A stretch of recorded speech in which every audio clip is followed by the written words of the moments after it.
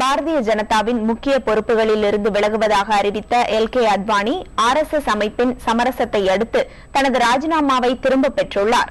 அதே நேரத்தில் பாரதிய ஜனதாவின் இந்த நடவடிக்கைகள் மோடியின் தோல்விக்கு அறிகுறி என காங்கிரஸ் விமர்சித்துள்ளது. பாரதிய ஜனதாவின் தேர்தல் பிரச்சார குழு தலைவராக நரேந்திர மோடி நியமிக்கப்பட்டதை எதிர்த்து அத்வானி ராஜினாமா செய்தது அந்த கட்சியினரிடையே கடும் அதிர்ச்சியை ஏற்படுத்தியது.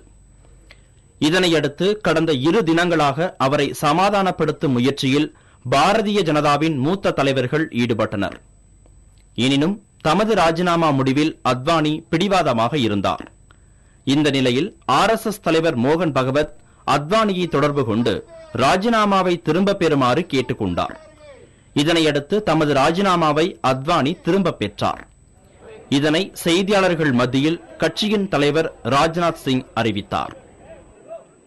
हम लोगों के अनुरोध पर उन्होंने हम लोगों का अनुरोध स्वीकार किया और साथ ही राष्ट्रीय स्वयंसेवक के सरसंघचालक जी से आज उनकी बातचीत हुई है और उसके पश्चात उन्होंने यह फैसला किया है जो भी पार्टी का निर्णय होगा उसे मैं मानूंगा. The issues raised by Advani ji will be addressed to and everything will be resolved soon. This is my confidence. I am sure the party will be able to resolve all these issues raised by Sri Advani ji. Bharatiya Janata கட்சி தலைவர்களின் நடவடிக்கைகள் குறித்து தமது ராஜினாமா கடிதத்தில் அத்வானி வெளிப்படையாக குறை கூறியிருந்தார்.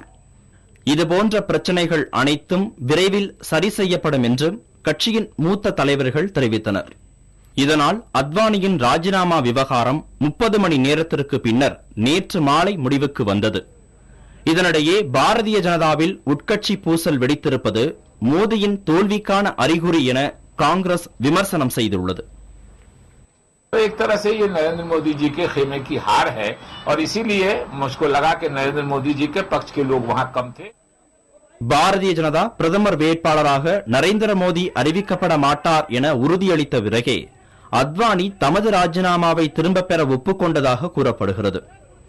இதனால் பாரதிய ஜனதாவின் பிரதமர் வேட்பாளர் யார் என்ற கேள்வி கட்சியினரிடையே மீண்டும் எழுந்துள்ளது.